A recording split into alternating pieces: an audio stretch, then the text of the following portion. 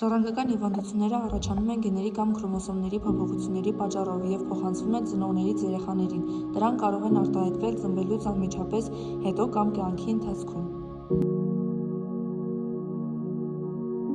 Հեմոֆիլիան գենային հիվանդություն է, որի դեպքում արյունը դժվար է մակարվում, հաճախ հանդիպում է տղաների մոտ, նույնիսկ փոքր վնասվածքները կարող են երկար արյունահոսել, պատճառը արյան մակարդման սպիտակուցների պակասն է։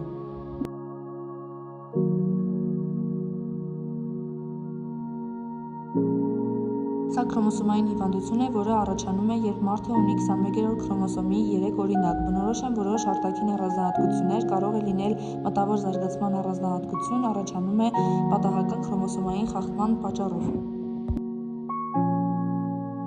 Ալբինիզմը գենային հիվանդություն է, որի դեպքում օրգանիզմը չի արտադրում բավարար մելանին։ Մաշկը, մազերը և աչքերը շատ բաց գույն ունեն։ Մարդիկ ավելի զգայուն են արևի նկատմամբ, կարող են ունենալ տեսողության խնդիրներ։